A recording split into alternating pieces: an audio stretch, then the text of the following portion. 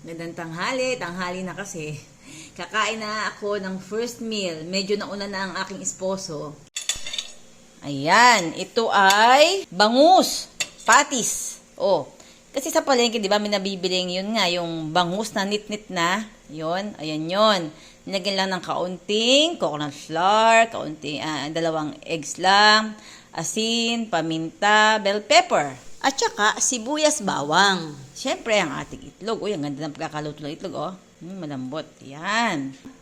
Bangus, patis. At siyempre, meron tayong pa-side dish dito na yun pa rin ating ensaladang ampalaya na may bell pepper na green. Naubusan tayo ng red. At yung mga puti na yan ay salted egg. Ang sarap niyan. Malinamnam. Tapos may kaunting suka. Yun.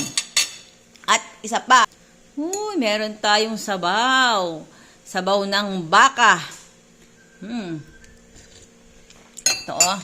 Pakita ko sa inyo. Ayan, buto-buto ng baka. Sarap. Yun po, yung buto-buto lang. Yung nabibili lang sa palengke ng mga buto-buto. Minsan nga, maganda, balat. Ay, rich in collagen. O kaya naman, chicken feet. Para hindi na natin kailangan bumili ng mahal din ng collagen, ha? Na mga nabibiling collagen na iniinom. Ito na lang. Kaya lang ito, kulang pa sa laga. Ang talagang dapat dito, na yun ang ginagawa namin naman, kaya lang, kakain na, bago na uli ilaga. Gusto ko lang may sabaw. Matagal talaga nalagaan. Alam nyo, yung nabibili nga, ang mahal kaya ng binibili ito, yung parang ilang hours ba nilang, ano yun, 36 hours o 24 hours. Yung binibili talaga na broth, collagen soup. Ito sa amin, pag nilaga, mahinang apoy, 2 to 3 hours, tapos bukas na naman, ganun. Hanggang sa makuha mo yun. Dapat kasi yung, alam niyo yung malapot na yung sabaw niya. Para lumabas yung collagen. Lalo na yung chicken feet. Ay, chicken feet talaga, yun ang mas maganda. Ito, oh. Kapal, oh. Burger patties. Pensyon na kayo, ha? Maputi na naman yung mukha ko. Nagpa-araw ako. Siyempre, nagpa-araw kayo. So, pag nagpa-araw, medyo mas kinakapalan ko siya. Para naman yung sobrang masunog. Anyway, yung ibang part naman ng katawan, exposed naman. Eh. Exposed pa rin naman yung mukha, siyempre. Pero, nilagyan ko na. Medyo kinakapalan ko yung aking sunblock. Kailangan natin ng araw. Yan ang natural vitamin D. Libre. Hindi natin kailangan uminom ng yung mga tableta. O, hindi ba libre? Kunyari, sa balkonahe, habang nagwawalis-walis ka doon, nagintili ng halaman, o, di nagpapaaraw ka. Diba?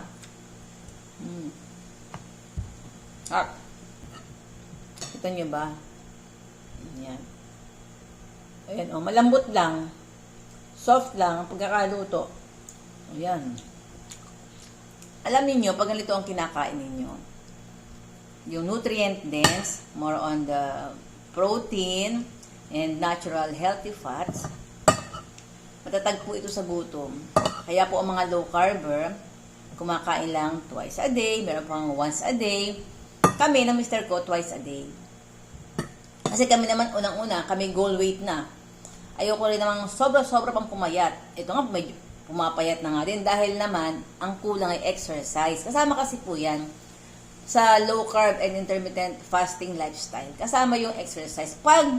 Kapag adjusted na yung katawan mo doon sa pagkain at saka kaya mo ng yung natural fasting ha, sabihin natural talaga, hindi pinipilit. Kailangan yung katawan mo magsasabi na hindi pa siya gutom. So in that way, nakapag fasting ka naturally. At mangyayari lang yun kung ang kinakain mo nga ay sapat yung protina at healthy fats. Kasi po kung mataas sa carbs, ano yan, 2 to 3 hours gutom ka. Hindi mo kaya ng fasting ng sobrang effort yun, sobrang parang sakripisyo. Dito sa low carb, hindi sakripisyo ang fasting, natural lang. Hindi mo nga pinaplano eh. Kusa lang, yung katawan mo hindi gutom. Matagal magutom. And yet, alam mo, puno ng sustansya yung katawan mo dahil yung mga kinain mo. Na ito ang source ng energy. Kasi pagka ano ka na, kapag ka ikaw ay fat adapted na, meaning, doon na kumukuha ang katawan mo sa fats ng energy, hindi na sa dati yung carbs or sugar. Talagang automatic na matagal kang magutom. Papakinggan mo yung katawan mo. Kasi magkasabi talaga ang katawan mo kung kailan siya gutom. Sa low carb, eat when hungry. Pero stop when full. O kung hindi ka daw gutom kang kumain. Up. At saka pag kayong luluto, sanayin nyo na po ang sarili nyo na yung mga natural lang na panimpla. Asin, paminta lang. Yun lang. Tsaka yung mga herbs. Yan. May na yung mga natural eh. Dito po sa amin, pag nagtingin kayo ng cabinet, wala kayong makikitang mga naka-box, naka-tetra pack, ng panimpla, wala rin soy sauce, wala rin patis. Yung patis na isda, yung kayong gumawa, alam nyo talagang isda talaga, na asin lang nakalagay or ano, yun, pwede. Pero kasi nabibili natin patis, may basahan yung ingredients, may mga kung ano-ano nakalagay. Nung araw naman, di ba? Ang luto ng ating mga lola, ating mga nanay, natural lang naman ang mga timpla, pero masarap. Kaya nga mas konti ang mga sakit ng araw. Tapos sila pa, mga active. Di ba? Sabihin natin, ba't sila kumakain ng rice? Oo nga, pero sila very physically active. Talaga, hindi pa uso ang sasakyan, hindi pa uso yung mga pampaalwan ng buhay. Kaya talagang ginagamit nila talaga yung energy nila. So, ano mang kinakain nila, nagagamit, hindi na iipon. So, hindi nagkukos ng inflammation. O, di ba? Eh ngayon, lahat na quick, lahat na easy. Kaya, marami rin sakit ang tao. Yung oras na, 11:10. Ang aming second meal nito, asawa, namin na ulit, mga 6 or 7. Wala na rin pong merienda. Kasi, paano ka mag-merienda? Di ka nga gutom. Busog ka. Yung minsan na, ako nakapa-snack kaya kahapon. Gawagawaan ko yung bake. Sabi ko, pork nilaga. Kasi nga, nung first meal ko, kulang kinain ko. So, yun ang mangyayari. Pag kulang kinain mo nung first meal, pag hindi mo sinicure, yung kailangan mo protein at healthy fats sa first meal mo, katawan mo maghahanap ng something. Pero at least, ang kinain ko naman, nutrient dense pa din. Kasi yung baboy, yung nilaga. Diba? Mas pinasarap ko lang para magmukha siyang snack. Pero hindi siya snack actually, parang second meal ko na rin yun. So parang kahapon, naka 3 meals ako. Kasi yung hapunan. Okay lang yun, basta low carb. Pero mahalaga talaga, per meal, kunin mo na yung kailangan mong protein and healthy fats. Sarap,